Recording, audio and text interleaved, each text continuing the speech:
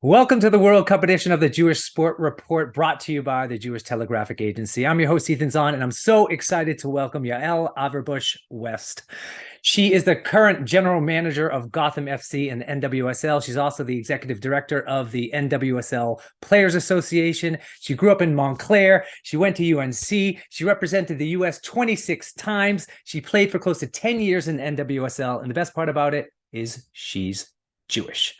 Welcome, Yael. How you doing today? Thanks. I'm good. I'm excited for the conversation. So appreciate you bringing me on your show. My pleasure. So I'd first love for everyone to learn a little bit more about who you are, what it was like growing up in Montclair, and what being Jewish means to you.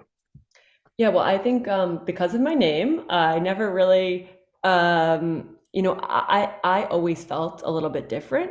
And growing up in Montclair, very, very diverse area, a lot of people from literally all over the world with all different backgrounds, religions, and everything. So it wasn't, I grew up around a number of other Jewish families, but for me, especially as I got more involved in elite youth soccer, I was very often the only Jewish player, or people would be like, what kind of name is that? Is that a Jewish name? I said, no, it's Hebrew. And they didn't know the difference. And so, and then my whole team would go to, when we traveled, that my whole team would go to church on Easter. And I was kind of like, what do I do? So there were I remember a number of instances where I was like, whoa, I'm different. But, didn't grow up religious in any sense. I would say our family is culturally Jewish, visited Israel. My mom has kind of a second family in Israel. I took some Hebrew lessons. I would not say I speak Hebrew by any Right. stretch of the imagination. But so that was my experience being Jewish. And for me, it was something I wasn't really comfortable with as a young person because I often felt I didn't even know how to answer the questions that people would ask me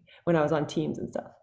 Did it ever have like a negative impact on, your playing or growing up in New Jersey or going to high school?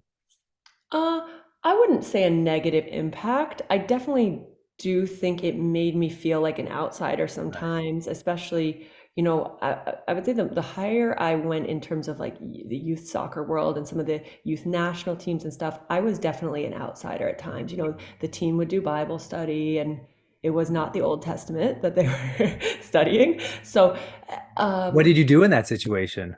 well, I don't know. Like sometimes I joined. I was curious, and sometimes I would ask some questions. We'd have some conversation. Other times we didn't, and I would just not join with the other. Usually not every single person would join, but definitely there were definitely a number of situations where I would say it didn't negatively impact me, but I felt very uncomfortable in certain scenarios, and I didn't know how to navigate that. And it was, as a young person, you're not it's harder to have those open conversations, I think, than I would feel much more comfortable now in some of those scenarios. But at the time, I honestly didn't know what to do. Right. And makes perfect sense. I didn't know what to do in those situations either when I was playing. I was played goalkeeper and obviously Jewish growing up in Lexington, Massachusetts. But yeah, I had some of those experiences where I felt like an other and I didn't necessarily know what to do in those situations.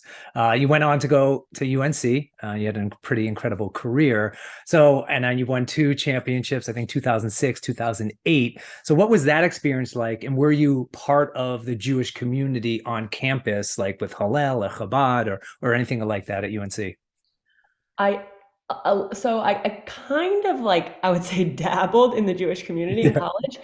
I was like many people in college, kind of trying to figure out who I am. What do I believe? Now I'm away from my parents. They don't know if I'm eating matzah on Passover or Right. whatever's going on. And so um, I definitely, I had a few Jewish teammates, and there were some Jewish players on the men's soccer team at UNC. And so there was a little bit of a community, but also my team, in North Carolina, Chapel Hill is liberal for the South, but I was in the South, and a lot of my teammates were um, also starting to kind of come into their own and figure out their belief system, and a lot of them were becoming very strong Christians, and so they were going to Bible studies and Champions for Christ on campus and things, and so I think I was very confused if I'm looking back, and I would go with them sometimes because I wanted to be part of what they were doing, and they would urge me to go. They needed me to go with them to Yeah. I could learn the truth, and I was for sure like not doing the right thing in their mind. So we had some really like intense talks about that where I would ask them like, "Do you really think I'm going to hell?" Like that was like one big Wow. conversation,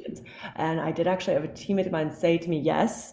I think you're going to hell. And so some of my other teammates did not react so well to that. Right. But I mean, yeah, so we have, like, as young people, we're having those kind of conversations. And I I wasn't so confident in what I believed. I didn't really have a community of people like me that I was, I would say close to, that was definitely available on campus. And in retrospect, I kind of wish I had explored that a little more. But yeah, it was really an interesting time for me, and given the context of the environment I was in. Definitely. And did anything on the flip side, like did your teammates, were they curious about what it was like to be Jewish or ask you questions about your religion? Um, a little bit, a little bit. There was a lot of conversation about, so what do you believe, or what do Jewish people believe? And I don't know if I could answer that so well, to be honest, especially then at the time. Yeah. Or Even or now. well, you know, a lot of questions surrounding confusion of like, well, do you believe in God? I don't really get it, kind of thing. And like, this is complicated stuff for us to be delving into, like Yeah. after soccer practice on our couch in Chapel Hill. So, um, I think that there was some curiosity surrounding it, but certainly more so there was a strong group feel and a group pull towards, you should come with us to Bible study. Interesting. Here's a Bible as a gift for your birthday. It's important that you acquaint yourself with this. And so there was definitely a lot of that kind of feeling surrounding the conversations. And um, I wasn't strong enough in my own beliefs or my own, I'd say even my upbringing and my heritage to really know how to respond to it, or to say, well, no, let me teach you about my faith and how that's different. Interesting. Yeah, that must have been very fascinating. I remember, I mean, I was on the TV show Survivor, and when I was on the show Survivor, they put me on this tribe with this guy named Big Tom who had never met a Jewish person before. And I had never met anyone who's never met a Jewish person before, right? So I can understand being in that situation. Like I didn't necessarily know how to interact with him or answer the questions in a way that would make him a little bit feel more comfortable. And then you almost kind of like, I'm not gonna say I wasn't a proud Jew, but you kind of put it a little bit on the back burner because I didn't want to bring too much attention to myself in that particular moment. And so, even a little bit today, what's going on in the world right now, I think it's interesting here. Like, I want to be the proud Jew, but as we all know, there's, some tension with anti-Semitism going on in the world. Like, have you faced any of that in your current situation right now?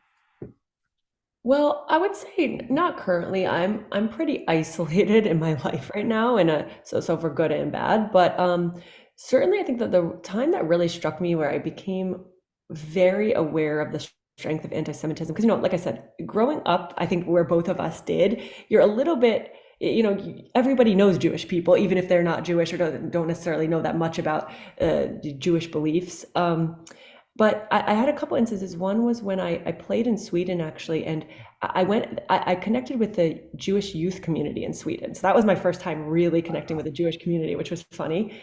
And there was really intense security when we would leave the synagogue, or, for Shabbat or whatever, where we go to the synagogue. Outside, we would only be let out on the street, like two or three people at a time, and there'd be kind of like police officers. And I mean, this isn't a place in Sweden, there's almost no police presence, like there's no Right. danger. So I was, honestly, I was really shocked by Yeah. that. Like, are we in that much danger here? And kind of opened my eyes to the fact that, like, yes, actually, Jewish people are in that much danger at times. And then, even living some other places, like I lived in Kansas City, Mhm. not long after there was a shooting at a synagogue, that I would drive by and I would just think to myself, like, that's real. Like, that's real and scary. It's not someone making a joke in bad taste or something. That's like actually people's lives at risk. And so I would say, when I now see things and am aware of things, I remember those instances because they really hit close to home for me, to feel like unsafe in certain ways when I was around my community. So yeah, it's really sad to think about. Yeah, incredibly sad. And I've faced that a little bit recently. I just had a speech at a temple in Massachusetts, and I went to post about it to advertise it. And then all of a sudden, I'm like, okay, well, now all of a sudden I'm advertising where I'll be, how many people will be there. I'll be at a temple, and like if there's some crazies out there that want to come do something, they know exactly. So never in my lifetime up until right now have I felt this fear of being Jewish, but also want to be a proud Jew and stand up for our people. And I just think it's just a really weird time going on right now. So let's go back, like this, back up a little bit. I would love for people to know, like, as you were, entering college, graduating college, what was the landscape for women's soccer at that time? Because I think it'll give people a perspective on how much the sport has grown, especially for women. For sure. So when I entered college, there was no professional league for women available. I forget what year in high school at some point, I think early on in high school for me, the league at the time, which was the WUSA, the first women's professional league, had folded. And, it's strange to me to think back of how kind of oblivious I was to the gravity of that. Like that, I wanted to be a professional soccer player and I was going to college with that goal, but like there was not a professional league for me to play in. So kind of strange to think about. I guess I just assumed I would go to Europe, or I didn't think about it that much. And so, actually, in the year I left college, so in 2009, launched WPS, the Right. second women's professional league. And then during my time in the league, I was one of the founding players of the league. We were in our first year, second, third year. After that, that league folded. And so, I was kind of at that crucial time of witnessing some serious failures in the game. And so now looking at NWSL being in, just completing the 10th year of the league and where the game is going now, it is a very different look and feel. And I think the biggest difference is it's no longer the fear of, is this going to be here? I think there's now an assurance that it will be here, it will be successful. So who's on board to invest in it, to plan well and plan your, as a general manager, planning your roster and stuff. We can plan years out now. Whereas before, you plan for next year because you got to try to win the league next year in case there's not a league after that. It's kind of it's a different look and feel to the business of it. Yeah, and just for those folks, when you were in your playing career, I wrote them all down. You played for Sky Blue, Western New York Flash. You played in Sweden, which you mentioned, Washington Spirit, Seattle Reign, and FC Kansas City. Is that it? You got it. You did a good job. I did a stint in Russia for a Oh, month, which wow. it was fine that you left that off the list because it was quite not a positive experience. But yeah, Why that was was that? I played for a number of clubs. Oh, I mean, it was a very strange experience at the club. I did not feel very safe in a lot of things that happened there. So I kind of I was only there for a month, but Okay. it was definitely a little bit of a wake up call that you can't just, as a woman playing soccer, you can't just pick up and move anywhere in the world and expect that's going to be the same as in the US. Yeah. I mean, speaking of traveling around the world, you did play for the U.S. women's national team, 26 caps. Do I have that correct? That's correct. You All did you right. did your research well. I Thank you. did my research well. And so, obviously traveling around the world and playing against other, women from all walks of life. And you obviously being Jewish again, we're bringing it back to this whole, Jewish centric chat. Did that have any impact on your life playing internationally as a, proud Jewish woman? Um, not so much. I think I realize a lot more. I'll have some younger, usually the parent of a younger Jewish player say, "Wow, you're one of the only Jewish players we could find when we looked it up. Like, thank you for being a role model." And it kind of strikes me as, wow, I didn't think of myself as that, but it's true. You're a young Jewish boy or girl, and you dream of being a professional player. Well, who are you looking at, really? There are not very many players out there who have made it to the top level. And so I didn't think of myself as that so much. I was really focused on my constant angst of trying to make the big rosters that I never quite made. And I was always a tryout player. So a lot of my focus was taken up on my spot on the team or not. And it was a very, very tough and stressful time in my career. But certainly now I think about, the places we went in the world together as a team. And I don't think there were any Jewish players on the team with Wow. me at the time. I can't think of one. I could be wrong. So if someone Yeah. looks it up later and hears this, I apologize. Person I forgot, but I can't think of anyone who was on the national team during my time in the pool kind of spanned about 6 years, and I don't think there were any other Jewish players that I can think of. And with statistically speaking, it makes sense that there may not be anyone else, there. Um, you know, growing up, as Jews, we're always taught about the Jewish values and living by Jewish values like community and tzedakah, tikkun olam. Have those values or growing up Jewish helped you in your soccer career, whether that's as a player or now obviously in the leadership role as general manager at Gotham FC? Do you take those values into account? I thought you were going to say like feeding people enough and stuff when they come to your house. That's the next I was waiting question. for that one. Yeah, yeah. Yeah, I've definitely have gained an appreciation over time for that. And even now that I have young kids, I mean, they don't understand it all, but I like to participate in some traditions and start to teach them. And this is the first time in my life I've even done many of the traditions, but for me, it's important values wise to start to pass those things on. And so I have become definitely more aware of them. I would say that this is something I would like to even learn more about in how, the Jewish values do impact other areas of life, like you said, my profession, now that I'm off the field and stuff, because I do think I really like and appreciate Jewish values, but I never consciously thought of those things growing up. I was, even thinking about when we used to travel to Israel when I was a kid every other summer, and Wow. we would travel to a kibbutz because my mom lived and worked in a kibbutz. So even thinking about just, this doesn't really go into Jewish values, but the collective, Yeah. kind of the collective, and all these things that as a kid were kind of, I took for granted. I just thought, oh, kibbutz, weird word, like no one's going to understand that if I tell them back home. But there's all these things that kind of did sink in that have become part of who I am that I never thought about or never necessarily connected to being Jewish values, but I think very much so they impact who I am and how I, interact with my family and now other people who work with as colleagues. And are you raising your kids Jewish? I would say yes, but kind of similar to how I was raised Jewish. Like I Exactly. didn't have a bat mitzvah, and so Okay. people are often surprised because of my name. But so I think that in our own way, yes. But I mean, a lot of Jewish people probably look at what we're doing and say, "Well, you should be doing this and this and this." Well, sorry. Do you have any incredibly fun memories of growing up Jewish?